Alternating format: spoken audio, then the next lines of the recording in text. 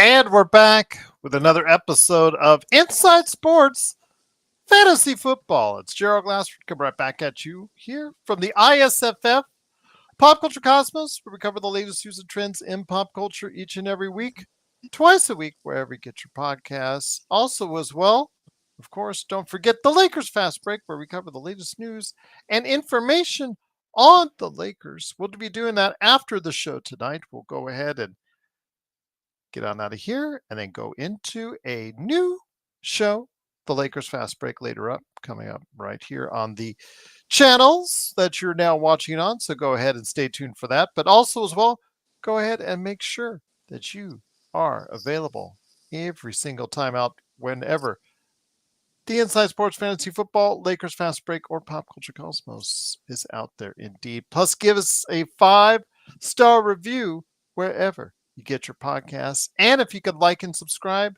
become a member of the Lakers Fast Break today for just $2.99. Do all that good stuff for us, and it's much appreciated from all of us at the Lakers Fast Break, and of course, Inside Sports Fantasy Football. Well, Week 10 is now already underway after an exciting game that just ended as we're talking right now, with the Baltimore Ravens escaping with a win over the Bengals, 35-34. I'm just happy, as I told Search and Destroy just a second ago, that we just had an outstanding game for Jamar Chase, a guy who I have on my Yahoo Fantasy Football team. So I'm looking forward to hopefully getting a good start with that. It is, of course, Gerald Glassford. Thanks so much again for watching, listening. But it is NFL Week 10. And the biggest news of this weekend is not Jamar Chase getting 264 yards on 11 receptions and 3 touchdowns, although that's close.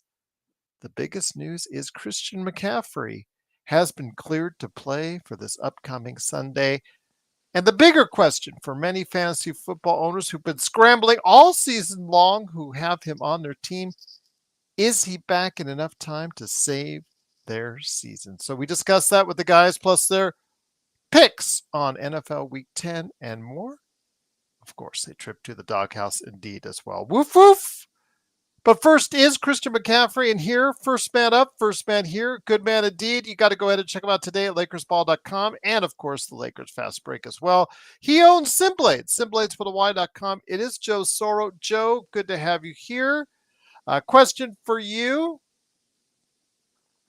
Let me ask you this. McCaffrey coming back into the lineup this Sunday. For a lot of teams, it derailed them quite a bit.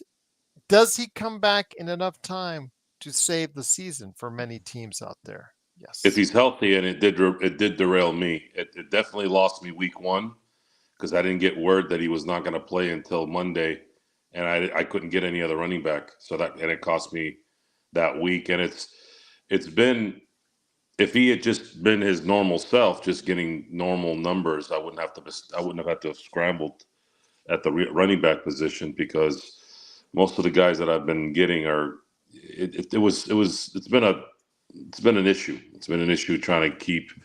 I'm okay now. I've gotten Hubbard in there. Rodney's doing well in Tampa.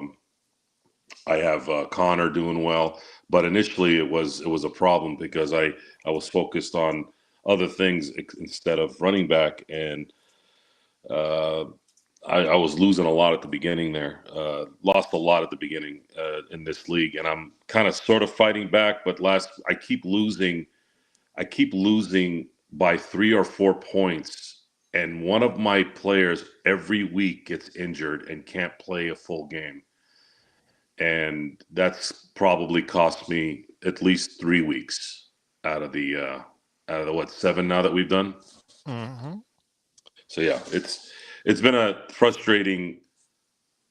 In one of my leagues, it's been very frustrating. I haven't been able to kind of catch a break in any of it, but I guess if I can just have McCaffrey play like he did last year, the remaining time, I think I have a good shot at getting to the playoffs still. Also your day, good man indeed. He is one half of the Domination Sports Nation podcast, which you need to go ahead and subscribe to out there as well. It is Chris Sardieri. And Chris, good to have you back in the saddle, my friend, once again. I know that you and I could get together earlier this week because of all the stuff that's going on, busyness and all that. But week 10 has started off on an exciting note with this exciting game. Obviously, it's going to help a lot of fantasy football owners here. But what is really going to help fantasy football owners in many cases is the return of Christian McCaffrey. Is it too little, too late, or is it right enough time? Is he writing in at just the right time for fantasy football owners? Yeah, if he's in game shape, like I'm presuming he is, I think it is the right time because, here in the middle of the season, not only in the NFL and fantasy is when you can make your move. And, I've been in leagues where if you've only played 14 regular season games, if you're 7-7 and you win points on the tiebreaker, you can go on a nice run and win it all. So I think if you've got McCaffrey, he'd help you. The waiver wire is pretty much completely barren for running backs. So I think it's a good time that he is playing now. Now, again, you can't play doctor, but you got to hope he's in game shape. And to your original point, tonight's game did not help me going up against Joe Burrow, and we're completely in a points deficit right now. Hopefully rally back, but I'd like to give special thanks to the Baltimore defense this evening. Absolutely. So, what an exciting game. Absolutely. For me, again, a great start for Jamar Chase. 50 points or thereabouts in many leagues out there. So, definitely a good way to get started. But, Joe, let me bring it back to you again. When you look at it now, again, you lost a lot of games early because you just, I'm not going to say you put all your carts into one horse, but a lot of times your number one player gets hurt. It is so hard to make up for that. You've been scrambling all season long in many cases to try and find subsequent replacements. But are you still in a position that you can still get some things done this season, get into the playoffs and do some damage? Well, I think McCaffrey was a problem week 1 and maybe week 2, maybe even week 3, but not after that. I can usually balance out of issues just because I pay attention to the details a little more. My main issue, actually, if I had to pick one, was I've had really bad luck with players that don't finish games. It's been probably, if you factor in the McCaffrey thing and players not finishing out games and losing by 3 or 4 points, I'd say the injuries at the worst time where they can't finish the game have probably cost me more games than anything else. If that can stop, then I feel pretty comfortable that I have a good team that can make some noise in the playoffs if I can get in. And that's where I'm at. It's just, fantasy football in a lot of ways is kind of like poker. Yeah, you got some skills and you can maneuver certain things and pay attention to certain things, but you also need a little bit of luck. And then at the same time, you might have some bad luck as well that goes your way. And that's essentially what this is. You're doing your best to hedge your bet that week, depending on the circumstances. My cousins had Burrow on the bench tonight, right? Who knew that Burrow was going to throw what he threw on a short week against Baltimore at home? How the hell do you know that he's going to do that? Maybe Jamar Chase is a little bit more realistic in terms of him having a good game. But how do you know Burrow is going to have a game the way he did on a short week against Baltimore? And that's the unlucky part for him, and that happens a lot in this fantasy football world. But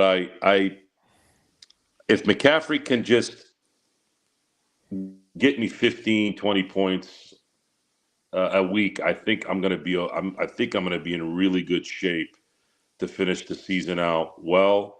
And I'm hoping my bad luck with the injuries at the worst time has run its course so that I can finish the back half of this season and make some noise, because I feel very confident that I'm going to have the right team going into the playoffs.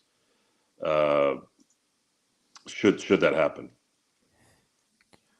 So I ask you, Chris, and once again, it is Inside Sports Fantasy Football. I'm here along with Joe Sorrell from Lakers Fast Break. Also as well, Chris Ardieri from Domination Sports Nation. Chris, I want to ask you, what does this do as far as a boost for the 49ers? They've actually got in his place. I know it hasn't resulted always with wins on the scoreboard, but they've gotten pretty darn good running attack from Mason and then his replacement when he got injured. So with that in there, with McCaffrey coming back, getting the majority of the touches, obviously if you're a fantasy team, the Masons and everything has to be changed around a little bit if you got the 49ers offense. But what does this do for the 49ers for the rest of the season?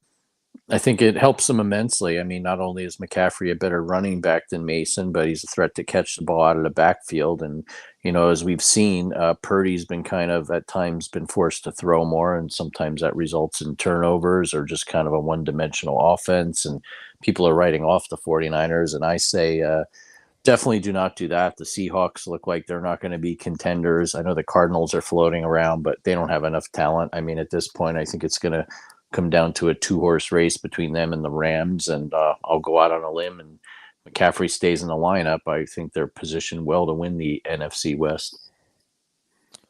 So with that, Joe, do you concur with Chris that the arrival of Christian McCaffrey, again, they have a strong running game. Without him, it's going to get substantially better with him. Plus, obviously, the fact he's one of the best receivers coming out of the backfield in history, much less, just in the league. Where does that put the 49ers in your book as far as I know? KC's riding high. A lot of people are talking about that, but there's a lot of teams in the NFC, the Buccaneers, the Commanders. There's a few teams in the like the Eagles. A lot of teams are right in the mix, but what does a McCaffrey-led 49ers team do for you on that side of the ball? It definitely opens up the offense if he's catching balls off, getting those screen passes. That's easing up Purdy a little more. Scoring at the goal line. The NFC right now, other than the Lions, it's not very strong in my book. And the Niners have the cachet. They have enough of a,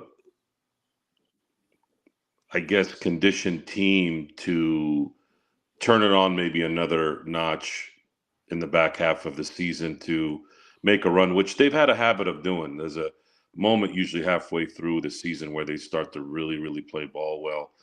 And I was initially thinking that Christian McCaffrey might have had a similar injury to Kevin Durant, where things were kind of iffy in his calf. And you got to be careful with that. You don't want to rush him in there too quickly. Otherwise, the results usually are not good. But it seems like maybe he didn't. Maybe they left him out a little bit just to condition him, or I should say, save him for the stretch run and not get abused as much in the first half of the season. I think that played a big part. I think he could have come back earlier. Again, I don't have any inside information. I'm just assuming he could have come back earlier, but I think by not having him play the first half of the year, maybe that was kind of a planned thing a little bit to say, hey, look, let's get you kind of fresh. We have a running back that can kind of cover a little bit. We're not going to really worry about our division too much. The Rams aren't playing division winning ball. Seattle, they're playing okay. And then, of course, Arizona's Arizona. So there's a good chance that if we can kind of bounce the water a little bit in the first half, you come back, then we can go ahead and start focusing on winning the division and likely, hopefully, getting probably a 2 seed in this, because I think Detroit's going to end up getting the first. Yeah, Lions have been playing really outstanding ball. And the 49ers, if they get McCaffrey back, should easily beat the Rams or anybody right there on the west side. So then it looks like it might be a rematch coming up in the not too distant future between the 49ers and the Lions at this rate. Although, again, there are other teams, I don't want to sell too short the Commanders, who've had a really good season with Daniels and some of the other teams. But yeah, with the falter, like the Eagles as well, if Barkley gets hot, Chris. But right now, with the arrival of McCaffrey, they've been, the 49ers have been like that MASH unit that's been able to hold just enough together, just long enough for him to return and still have a shot at a really good season. Absolutely. And I know a lot of emphasis is placed on getting home field advantage and only the top seed gets it, but I don't think that will deter a team like the 49ers. Yeah, would they like to play at home? Sure. But I mean, if they have to go into Detroit inevitably deep into the playoffs, that's an indoor game. I mean, the crowd would be all fired up. But as we saw last year, the 49ers can definitely play Detroit tough. But back to your point, I mean, there are contenders in the NFC, but I'm sure some of them will end up being pretenders. And to me, it just feels like at this point, if the 49ers get hot, we could have these same two teams facing off at sometime late in January. The Eagles, I think, are more a beneficiary of Dallas completely going into the tank and the Giants being horrible. So I think that game next Thursday night against the Commanders will definitely be interesting for NFC East positioning. I'm so sorry. Whenever you talk about the Giants, Chris, I am so sorry. There's nothing to be sorry about. Thankfully, I didn't have any expectations this year, but I can assure you, I'm not getting up 6:30 Pacific time to go watch them play a pretty also horrible Panthers team in Germany. Oh, that's just it kills me when every time you say that, because I just hear the amount of disdain in your voice when you talk about the Giants, especially the fact that Barkley's having a great season for Philadelphia, and yeah, just does not look like the future's good for the Giants right now. Yeah, that off-season Hard Knocks is a good concept, but it also kind of braced me and tempered expectations, to say the least, for the Giants season. The moment Dayball turned to Shane and said he liked Jaden Daniels the best, I should have known he was going to be the best quarterback out of this rookie class. So it is, of course, Inside Sports Fantasy Football. It is Gerald Glassford along with Chris Sardieri and Joe Soro. Joe, it is week 10 in the NFL. It's already started. What a great game. I know some mistakes on the end. Of course, we saw missed calls like you guys were talking about, and also as well just why didn't he go for the PAT? But he wanted to go for the win. You're on the road. You go for the win. I always get that. But yeah, it should have gone to overtime, but it didn't.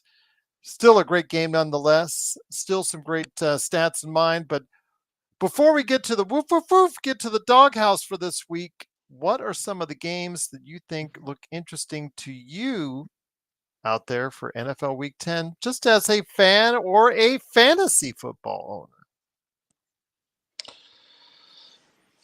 owner? Well, obviously the Bucs Niners game is going to be. I'm going to be curious to see how that kind of comes out. If I have a lot of stock in that because I have Mr. Baker Mayfield and Rashad White, as well as the kicker, and I'm going to need those points because I had to play Johnson from the Ravens because everyone on my damn team is on a bye or sucks, and he only got me 1 point, and this is a league where no one's ever available on the wire, so I'm going to need Baker to hopefully drop a 40 spot like he did last week and make up some ground that way. The other game that kind of has piqued my interest just because I think it's that time of year where you could probably see a little bit of a letdown, which is the Chiefs and Broncos. Don't be surprised if the Broncos upset the Chiefs this week. I actually have them as my upset of the week, and I don't think Bo Nix is gonna be a franchise quarterback, but his athleticism does allow him to, and his physical ability does allow him to do certain things, but that he hasn't gotten to that point where there's enough tape on him from the NFL to where they can contain him pretty much at will. Right now, I think he's able to get through certain things I mean, he could get past that if he's got good work ethic and can continue to get better. But he's kind of gotten better each week in a lot of ways, and the Chiefs have been begging to lose some of these games the last few weeks, and I think there might be a possibility that this week they might not be able to get away with it. If Baker Mayfield, Chris, has one of those, games he seems to pull out of just nowhere, like a 3 or 4 touchdown game, which he has done this season at times already, it could quite possibly be the case. Yeah. Yeah, I mean, he played great Monday night. You can't fault him for his coach and the questionable decisions he made. But I kind of wanted to see what would have happened if maybe they even went for 2 points there. Well, they kind of had the Chiefs on the ropes, the opposite of what I thought about tonight's game. But that's just one thing that's really stood out to me this year. And I know Mayfield did well last year, but there was no proverbial jinx this time around. Between him and Sam Darnold, I'm wondering how many teams out there in the NFL are kicking themselves if they either let him go, didn't work with him, passed on him in free agency, because I think those are two of the unsung quarterbacks out there in fantasy. I mean, we dropped Anthony Richardson in one league and picked up Darnold. I mean, if our starter gets hurt, I think he's a quality fantasy football quarterback, considering what's out there on waivers, and guys like Dak have gotten hurt, or other guys like Hurts who haven't really lived up to last year's stats. So I think those are great stories right there. So let me get it to you, Chris, but then I'll bring it back to Joe. Is there any matchups you're looking at just as a casual fan or a fantasy football interest that you think is going to be of keen interest to individuals out there? Yeah, for me, I think the Jets-Cardinals matchup, just because these are two teams that have kind of gone back and forth this year. At some point, they look like they were going to completely tank, and then there's other weeks like last week where the Jets really surprised on Thursday night. Garrett Wilson had a phenomenal game, but drilling down, I think it's a tale of two of the best young wide receivers in the NFL, and they both happen to be former Ohio State Buckeyes, and Wilson and Marvin Harrison Jr., and these guys are really trending upward in fantasy the past few weeks, and I like to see them face off. Also, too, it's kind of interesting to see if the Jets are really going to go on this rally like Aaron Rodgers seems to think, or if the Cardinals are indeed contenders in the NFC West. So you got some good storylines there. I think James Conner's another guy. It's been a great story. Had a nice year last year. It's continued this year. And on the Jets side of the ball, Devontae Adams really hasn't gotten into the mix yet, but I'm just still waiting for Breece Hall to kind of make his mark. Is this the week he does it? Absolutely. Xbox, I know. I think I would have put it in nicer terms for you, my friend. But Mark, the Jacksonville Jaguars, 2-7, not having a good season, even with the games that they play overseas. Yeah, it's just not working out for them right now. A lot of mistakes right there as far as. I thought Trevor Lawrence would take that next step, Chris. I just am he is one of the most disappointing players for me this season. I know Daniel Jones, we've already gone over him and how he still has his job. I still don't know, but yeah, it is what it is. But Trevor Lawrence was the guy I really thought was going to take that next step, but unfortunately that's not been the case. Yeah, I mean, they ponied up a ton of money to extend his contract. They, supposedly Doug Peterson was going to be the help that he needed. They've surrounded him with allegedly more offensive weapons, and frankly, Brian Thomas Jr. has been a nice find at wide receiver. People don't talk about him as much. The poor guy seems to be getting hurt every other week, but I don't know what's going on with Lawrence. I mean, if it weren't for some of the other crap that's out there quarterback wise, we'd be talking about how he's one of the biggest number one overall pick busts in recent memory. But he keeps trending downward like this. I mean, what are you going to do? You're going to keep firing the coach and bring someone in new, or is it really a Trevor Lawrence problem? I'm starting to wonder. JSJ said Lawrence is getting paid $275 over 5 years. How much of that is guaranteed, JSJ? With the monopoly money that they have now out in the NFL, where you only should really look at the guaranteed. That's where I really want to know is how much is guaranteed on that contract before we say whether or not he's actually going to end up getting that $275. Because right now, the way he's playing, Joe, Trevor Lawrence, he ain't getting that 275 if it's not all guaranteed. Something's going on in the NFL that I don't hear a lot of people talking about. And that is there's this dysfunction. There's this dysfunction with quarterbacks whom are getting drafted and then not given enough time or not coached correctly or are thrown in the fire too quick or are expected to become Patrick Mahomes in week 2. There's a lot of that going on, and there's just not enough development being allowed, even worse than even a few years ago. So the NFL needs to start evaluating what they're doing with these quarterbacks, because you have way too many quarterbacks right now, guys like Sam Darnold, guys like Baker Mayfield, who are thrown into the shitter, and all of a sudden they finally get somewhere where there's some coherent coach or coherent offense or philosophy, and they're flourishing. Anthony Richardson is the most recent one. Now, I'm not going to kind of blame I guess any team that's owned by an Irsay, you always kind of scratch your head anyways. He's kind of in line with the same ownership of the Cincinnati Bengals and Mike Brown. They're just complete and utter dipshits. But this seems to be a theme that continues to go on and on. Dak Prescott has been ridiculed in Dallas, mainly because he has a stupid owner who doesn't know how to run a football team. And this guy's been a pretty, very, very good quarterback, but he's always around dysfunction. And it's already very difficult to be in the NFL, number one. And it's extremely difficult to be a quarterback in the NFL. And to put it in perspective, okay, for a 9 straight season period, Bill Belichick and Tom Brady didn't win a Super Bowl. I want you to think about that for a second. From 2005 till 2013, 9 straight seasons. This was Brady's prime. They didn't win a Super Bowl. And these guys are dedicated day in, day out, night, day, solar eclipses, every single day, football, eating, drinking, and sleeping. And these guys didn't win a championship for almost a decade. You have any idea how long a decade is? So that's how hard it is. Yet you want guys like Dak Prescott to be Roger Staubach.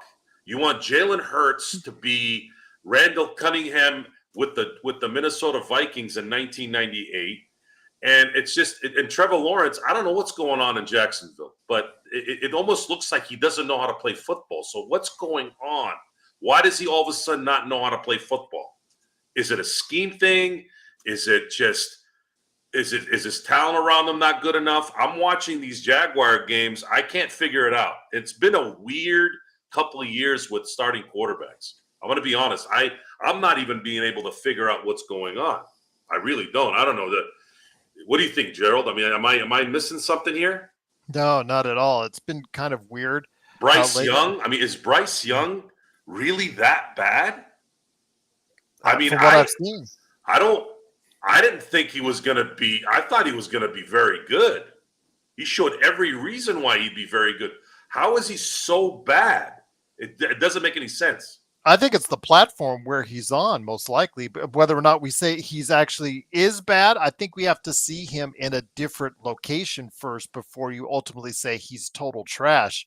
But there are guys talking about Herbert in L.A.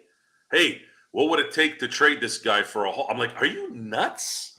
Herbert's got 10 touchdowns and 1 interception. Why would the Chargers be motivated to trade him? That's the stuff I've heard. That's the hilarious part about that is, and Jim Harbaugh, you know, he's got the Chargers playing better than they were last year. Yeah. And it's almost like, what were you guys expecting, to be 8-0 with Jim Harbaugh? The expectations in the NFL have always been very, very high. It's always been obnoxious. But these last couple of years has been just unruly how bad the assessment of players are. The league has almost turned into the New York media everywhere now. It used to be just New York, Philly, Boston, those highly stressful Northeast kind of personality type areas. And of course, you do have the Lakers, because they've, the excellence there. And you have, who else would it be? San Francisco to some degree. But I mean, I don't really know what's going on in the NFL. I don't know. There's been a deficiency in quarterback play that I haven't seen since probably the 90s. I haven't seen this kind of deficiency since the 90s. And I don't know if it's necessarily the fact that the league is caught up or defenses have caught up to quarterback play and the rules, because defenses still stink to me. You don't really see any dominant defense because you really can't play any dominant defense. Every time I see Micah Fitzpatrick make a tackle at the right moment with his shoulder pad and not hitting the helmet, he's still getting called for penalties. And today's game against the Bengals, that roughing the passer on that last drive was a fucking joke. That was a joke. He was running full speed. He threw the ball. The guy, what do you want him to do? And then they don't make a call on the hold on Gesicki. That guy got mugged. It's just not good. It's not good. The product is not the product, and what's going on with expectations of these guys is just it's almost like your people who are running these things are people like fans, people that are armchair quarterbacks. There's no one there with any half a brain to know what's going on. So I don't know. I don't know what to say. Sam Darnold, Baker Mayfield, Geno Smith. I mean, we're talking about guys. Geno Smith didn't start for 7 years? Yeah. And I'm watching him play. Yeah, I know Seattle isn't gonna win a Super Bowl, but my God, how do you screw that up? How do you screw up? I mean, I know why the Baker Mayfield thing got screwed up, because it's the Cleveland Browns. Cleveland Browns could, as one of my favorite quotes in the movie Casino, they could fuck up a cup of coffee. I mean, that's how bad they are. So I can understand that part, but the NFL right now needs to really start evaluating its ability to understand how this thing is supposed to be run. Otherwise, you're going to be playing carousel quarterback nonstop until the cows come home. So with that, we now go ahead and take a trip out on the lawn. It is now, the weather's real nice. It's not too cold, although actually Search had said it's a little chilly, about 30 degrees. So maybe the trip to the front yard may be a little bit faster for him, but for us, we're heading out to the front yard, take a look around, and over there to your left, a little bit colder, but still right there looking at you is the dog looking at you. Woof, woof, woof. It's the doghouse. So, Chris, I'll have you start off first. And by the way, Xbox, as much as Joe and I will always clown on the Lakers for some of their bad contracts, I just looked it up. For Watson, Deshaun Watson, it is $230 million guaranteed with a $45 million signing bonus. So, yeah. So with that, Chris, what do you have for your dog of the week? Looking to get back in the winning track. Want to give special thanks to Jordan Love and his idiotic, to say the least, pass that got picked off in the rain.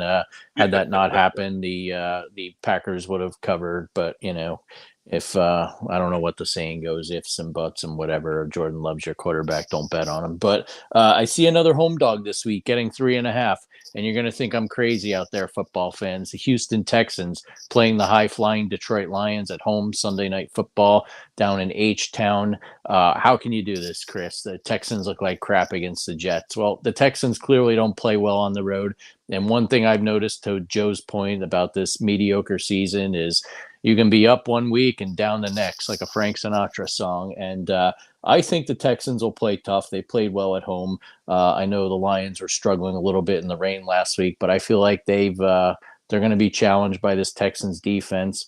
Wouldn't be surprised if the Texans win outright, but yet again, as I beat into your heads week after week, I love home dogs. I love getting that extra 3.5. Vegas doesn't tend to throw those out there to us very much, so I'll take the Texans. Maybe they lose like a 20-17 game and still cover for you, or maybe CJ Stroud kind of gets back into his groove, looking like last year's Stroud, and they end up winning the thing and surprising the Lions. So Texans are the pick this week. There you go. What do you have? 3.5? Because that's what I have. Yep, 3.5, and Okay. they are in Houston. So we'll see. I'm going back to the well a second week ago, and I'm gonna say CJ Stroud's just a little bit better than Jordan Love, and he performs well. Did you hear that, Xbox? We're making sure we're getting you some good stuff for entertainment purposes only. Joe, what do you have lined up for a underdog of the week in the doghouse? I have Broncos covering at the very least against the Chiefs.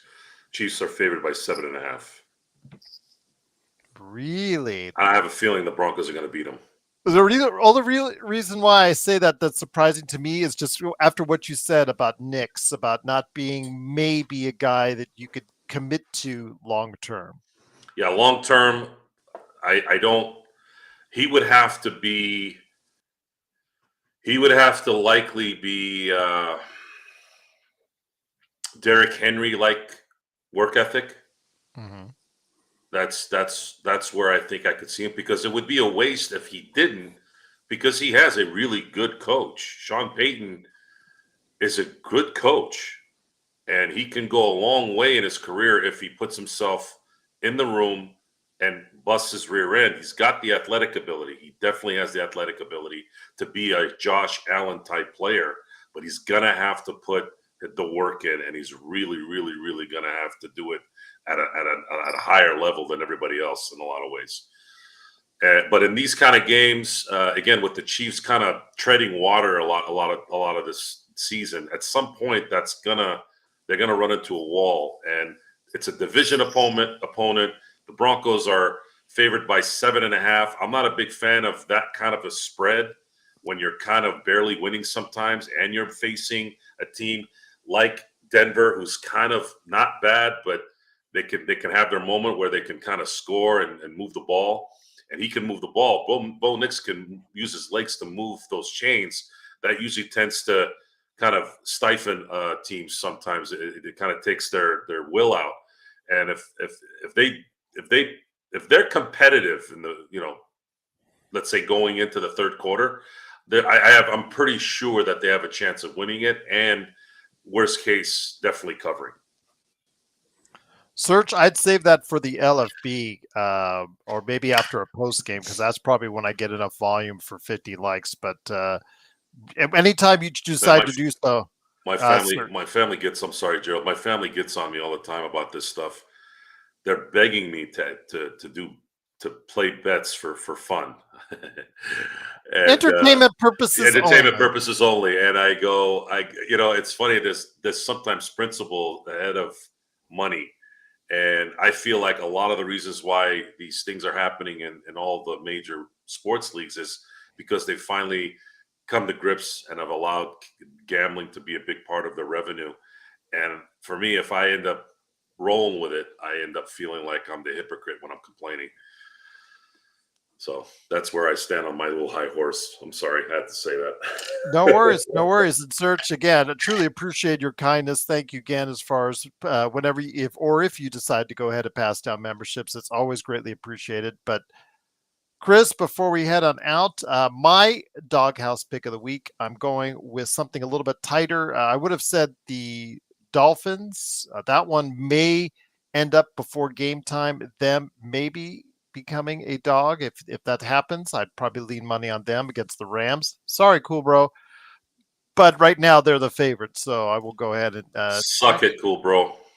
Depends on where you're looking. Actually, it's flip-flopping depending on where you're going at. If you do get them as a underdog, I think I would lean with the Dolphins on that. But the other game that's also a tight one, I think I'm going to go ahead. If you do get the Cardinals and the 2 points, I think I go ahead with that as my underdog pick of the week. So yeah, we'll go with that indeed. But Before we head on out, Chris, I want you to go ahead and make sure you pop on with your thoughts on what's going on with your great show, The Domination Sports Nation, before we head on out. Thanks, Gerald. Took a hiatus this week. Too many tests in the high school life of Dom, so we'll be back early next week. We'll plan to wrap up Week 10 in the NFL. Talk about how the first poll for this new college football playoff season with the top 12 teams came out. See if anything shakes out this Saturday with any of those 12 teams and their slots. And then, two, do a little hot stove talk. The baseball GMs are meeting down in San Antonio. The courting of Juan Soto has already begun. Steve Cohen is backing up his Brinks trucks of money bags and talking to Scott Boras. So it looks like the first shot's been fired and what should be an interesting offseason in MLB. Are you a Mets fan, Chris? Yankees. Yeah. Oh, okay. Yeah. And, we could probably do a whole show on how, heading into this World Series, we told all the Dodger fans in our lives that Aaron Boone sucks and stop complaining about Dave Roberts. And unfortunately, we're proven correct. And, we could do a follow-up episode on how Brian Cashman is kind of this glorified Steinbrenner Nepo baby. And you want to talk about the New York media, they treat him with kid gloves, him and Boone. So it's not like the old days and they're jumping down your throat when you're a manager of the Yankees, like the Billy Martin days. So yeah, a lot to be frustrated about with the Yankees, and plenty of Aaron Judge dropping fly ball memes. There's all sorts of good stuff for us to talk about. Well, the Dave. I'm sorry, Gerald. I'll say this: the Dave Roberts backlash was warranted. I've been very clear on this as a huge Dodger fan. Dave Roberts. There were reports coming out in August that he might be playing for his job. And I don't find it as an accident that all of a sudden he started doing more gut calls during this run. And lo and behold, look what happened. I'm talking about the bunting. Folks, analytics, for those of you who don't know anything about analytics in baseball, bunting is a no-no. The fact that he won games because he was bunting in that Padres series, and those were crucial plays that they executed there that won him that series. And then leaving Buehler in to face one more batter to give him the confidence, leaving Blake Triton in to, based off his gut. Again, Dave Roberts managed one of the best runs I've ever seen in baseball, and he deserves his flowers, and he did exactly what we've been begging him to do for the last 5 seasons. We were begging him to do this. Look what happened. He did it, and look at the results. So I'm not going to go back and say, just because we won, now I'm going to support Dave Roberts. No. Now, as far as Brett Boone is concerned, I think and I'm not there on a day-to-day with the Yankees, but if you're going to blame Brett Boone for anything, you got to blame him for not having them do the fundamentals, not putting in Hill instead of Nestor, when Nestor got the scariest baseball player in the last 50 years out on one pitch. You can't have both, folks. He gets out Ohtani, who everyone was scared of, and then on sheer bad luck, you had left fielder for the Yankees. Why am I dropping? Verdugo. Yeah. Verdugo goes into the stands. It makes a great catch. It's not his fault. Momentum took him over there. Throws the ball, and then it advances the runners to third and second. If that doesn't happen, they're not walking Betts. And they're not worried about losing even if Betts gets a single. They're just going to get – it would have ended up being a tie. So there was a lot of I think there's a lot of nonsense sometimes in baseball. And this is something I also realized the last few years, that I think we're so emotional and we're so ready to just blame everybody. And that's not just in baseball, it's in society. But the circumstances that came up through that time, that moment, no one. How do you blame Brett for that? I really don't. Well, here's how. Nestor Cortez had not pitched in 5 weeks. He's not a reliever. Yeah, you got Ohtani out. That's a black swan event as far as I'm concerned. It's a fluke. Hill had good splits against Freeman.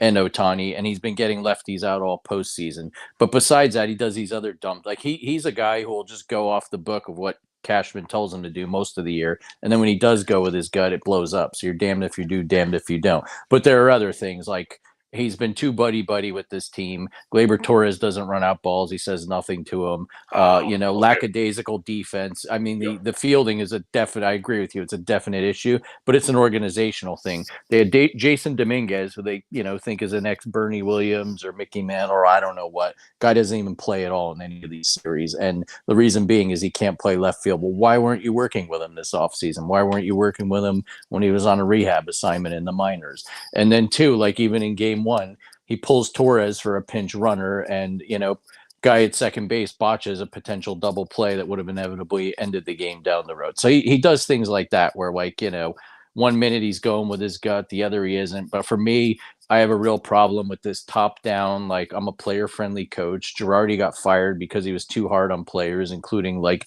Gary Sanchez, who ended up being a bust. And it's Cashman wants to run the team. He needs a figurehead and he's got him. So, I didn't think going into this series, I thought they had a shot. I thought inevitably they probably weren't going to win because of the terrible fielding and base running and the fact that they rely on the home run too much. But, I have no problem with him, going with a gut decision, but not when you got a guy who has had arm trouble, hasn't pitched in 5 weeks, and never in his career has come in a game in that situation, not starting an inning with runners on base. I mean, the Otani thing was, it was remarkable. He was lucky, and like you said, a fantastic catch by Verdugo. But my point is, I don't think I've seen one game determine a World Series and let the air out of a team that much since Kirk Gibson's home run. Yeah, it was. I gotta admit, it was a very that game 5. Honestly, no joke. People laugh when I tell them this. They can't believe when I say this because of so many of the games that I've watched. Game 3 of the Denver series in 2009 almost gave me a heart attack. They're like, why game 3 of the Denver series? What, game 7 of the Celtics finals didn't have you going crazy? I said, yes, it did. But what happened in that series was it was that pivotal game where the Lakers had lost to Boston the year before. They're in Denver, and Denver was scary. They just beat the Lakers in game 2 in LA, and I'm like, they have to get game 3 or this series is over.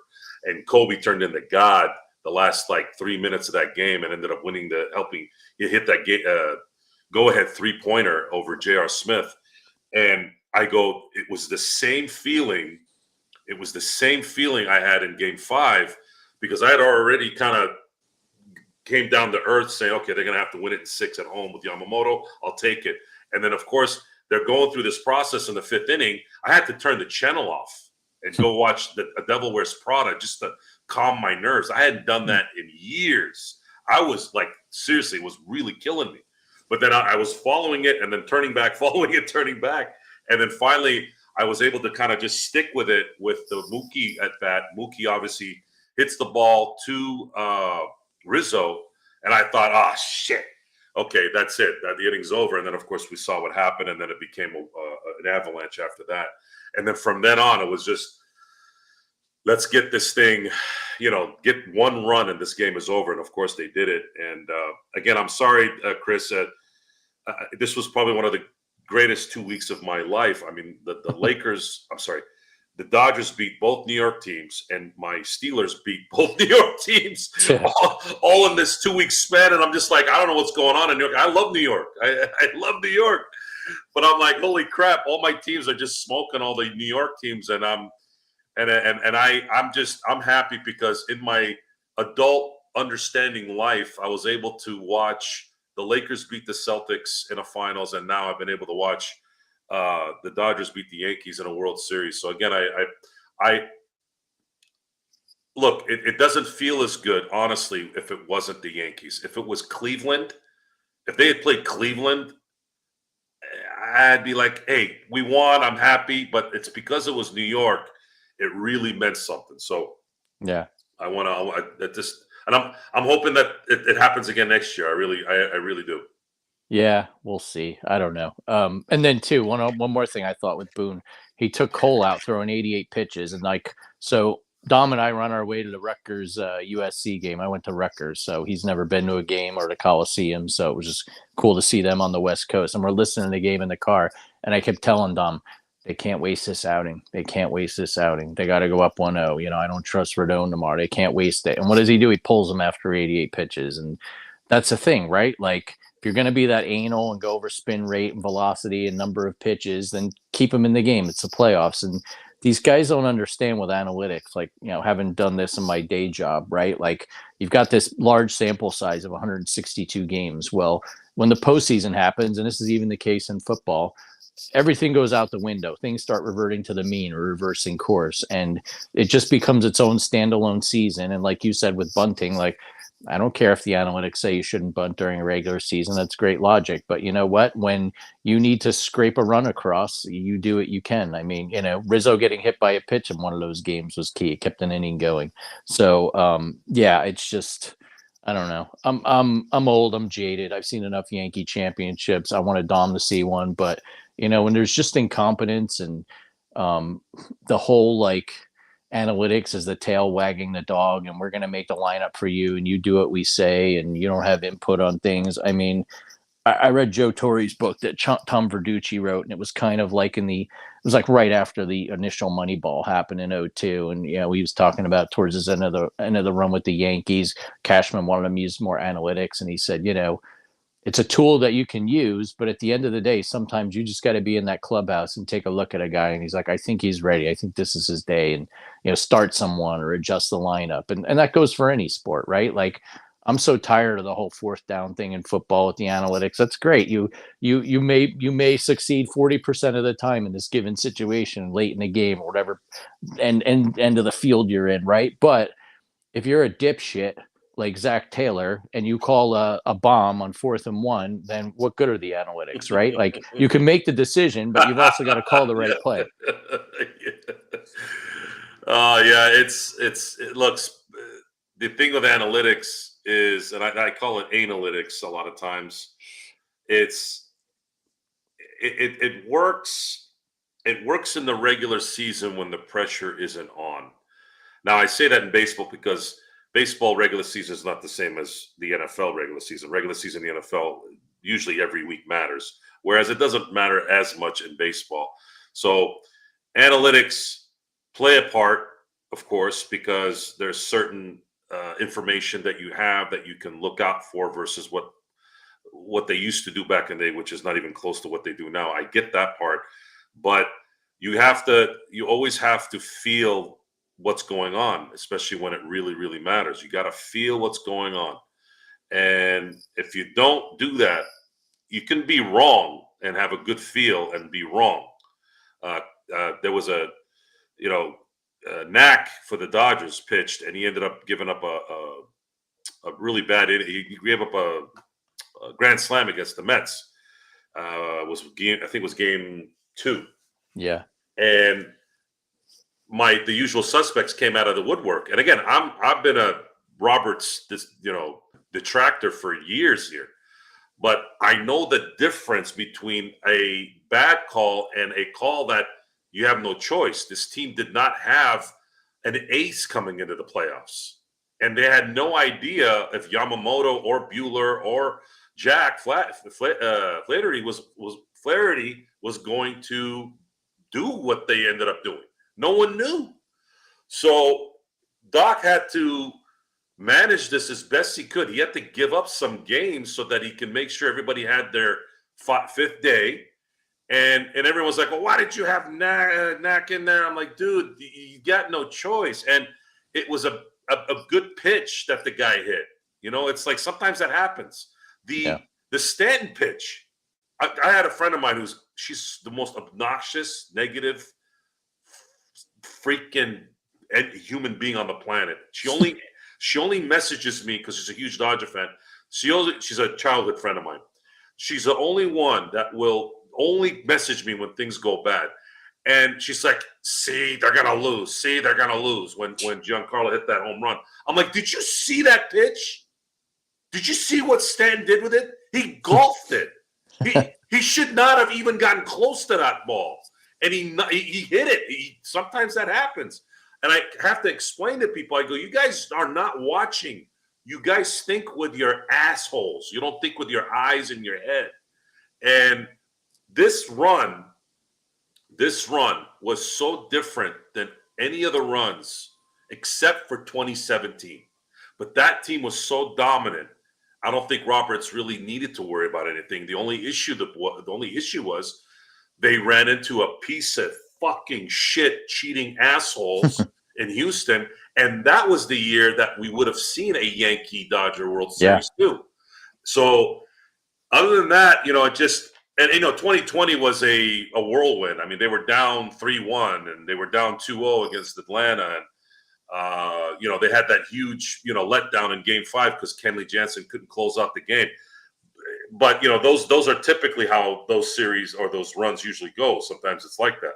This one, I felt even though they went 5 with the Padres, it was probably one of the most dominant 3 games of baseball, those last 3 games against the Padres. And then it was the most dominant 4-win series because they absolutely just obliterated the Mets in those 4 wins. And then, of course, the Yankees, they just, winning in 5, winning 2 in New York, and they had already won 2 in New York earlier in the season.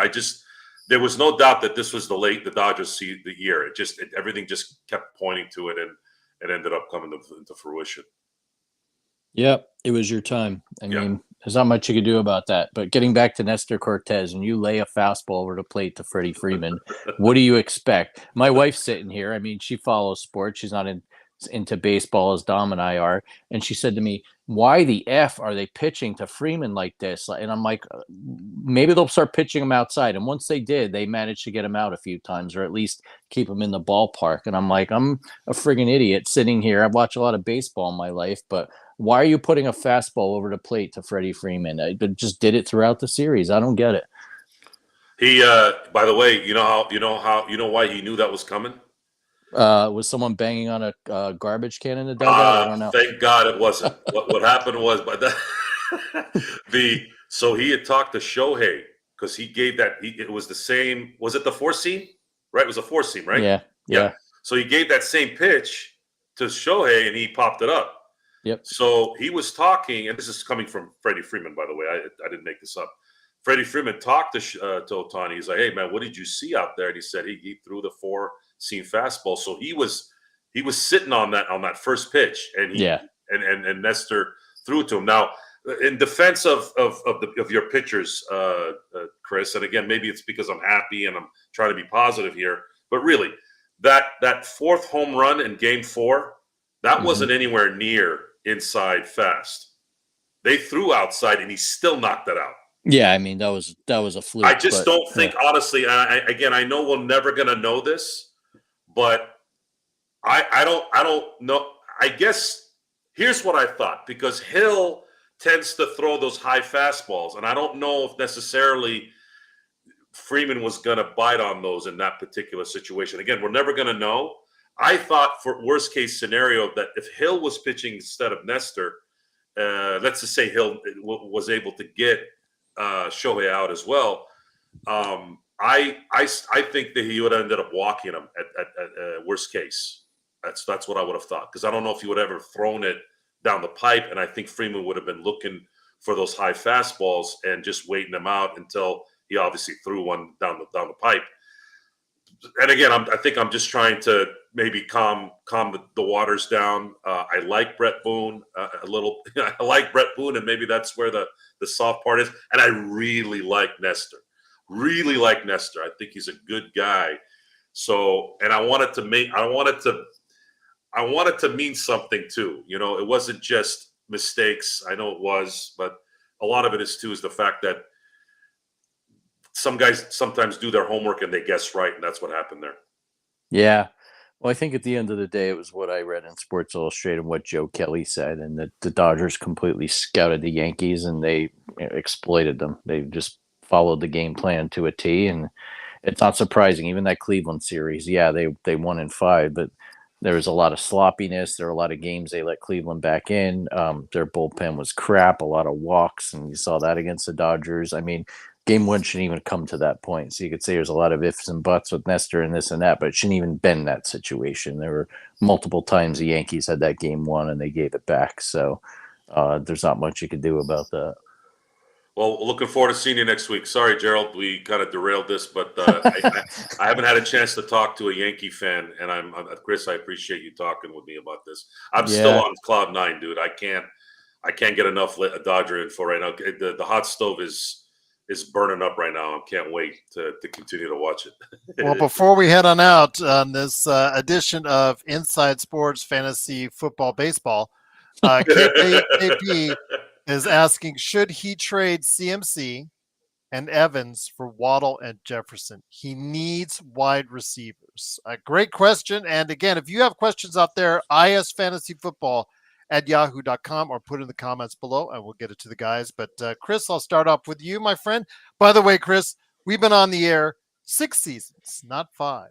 Wow. Years since 2018, my friend. So with that, CMC and Evans for Waddle and Jefferson. Would you do it? If you have running back depth and you've been doing well without McCaffrey, I think it's worth a shot. Now, whether you'll find someone to bite or not, you might not. What you may have to do is hope McCaffrey has a nice week, and then on Monday, start making that offer around your league.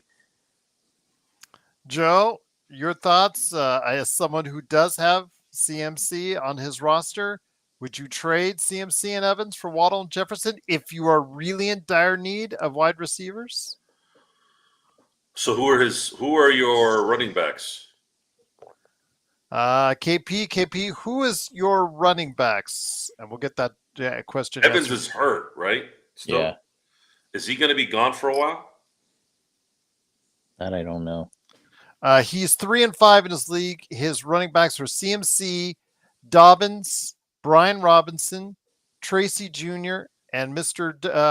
WR1, wide receiver 1, is Ladd McConkey with Evans on the bench. So, yeah, you do need wide receivers. You got serviceable running backs, so I could see why you'd want to do that. Joe? Yeah, you might have to do that. There you go. Yeah. Yep. There's your answer, KP. Great question. And continued success and good luck. Hopefully you'll get back up to 500 and actually get home with your season very strongly.